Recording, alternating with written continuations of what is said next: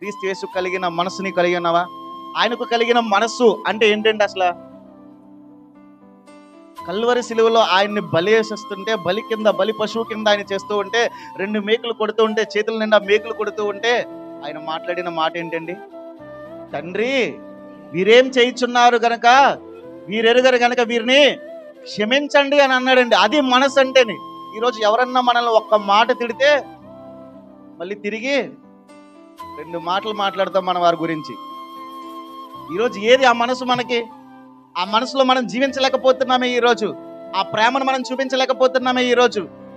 ఎవరన్నా మన గురించి ఒక్క తప్పుడు మాట మాట్లాడితే, లేకపోతే తెలియకుండా ఏదన్నా మాట మాట్లాడితే వారి ఇంటి మీదకి తగువుల కింద మనం వెళ్ళిపోతున్నామే.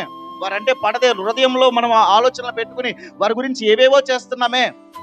ఏది ఇంకా క్రీస్తుకు కలిగిన మనసు? ఈరోజు క్రీస్తుకు కలిగిన మనసు లేదు కాబట్టి నీ జీవితంలో కష్టాలు, నీ జీవితంలో నిందలు, నీ జీవితంలో అవమానాలు, నీ జీవితంలో శ్రమల గుండా ప్రయాణం చేస్తున్నావు. ఆ శ్రమల గుండా నువ్వు ప్రయాణం చేస్తున్నావు కాబట్టి ఈరోజు క్రీస్తు మనసు నీలో లేదంట. క్రీస్తు ఎలాగైతే ప్రేమించాడో నువ్వు అలా ప్రేమించాలి. ఆ ప్రేమను నువ్వు చూపించాలి. క్రైస్తవుడు అంటే బైబిల్ పట్టుకుని వెళ్ళిపోతే, లేకపోతే చక్కగా వైట్ షర్ట్ వేసుకుంటేనో నేను క్రైస్తవుడు అని చెప్పుకుని చక్కగా లాకెట్ చేయించుకుని, లాకెట్ వేసుకుంటే, లేకపోతే ఫింగర్కి మంచిగా రింగ్ పెట్టుకుంటే నువ్వు క్రైస్తవుడు కాదు. ఆ ప్రేమను నువ్వు చూపిస్తేనే క్రీస్తు ప్రేమను నువ్వు చూపించినట్టు. ఆ ప్రేమను నువ్వు చూపించలేకపోతే నువ్వు క్రీస్తు ప్రేమ లేనట్టే ఈరోజు.